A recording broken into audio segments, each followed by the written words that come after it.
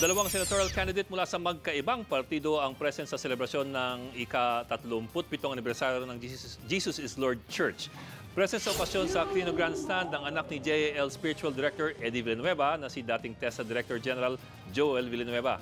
Kasama siya sa senatorial ticket ng Liberal Party.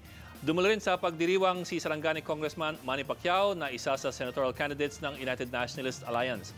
Ang sabi ni Pacquiao, handa raw niyang iwan ang boxing para tutukan ng pagiging senador. Ayon naman sa Batang Villanueva, hindi hadlang ang pagkakaiba ng partido nila ni Pacquiao para magsama sila sa okasyon. Magkapatid naman daw sila sa pananampalataya. Hindi naman sinabi ni Brother Eddie kung katumbas na ba ito ng pag-endorso niya kay Pacquiao para sa senatorial race. Nagpapatuloy hanggang sa mga oras na ito ang anniversary celebration ng JIL. Be sure to come back. News 5 everywhere. Copyright 2015.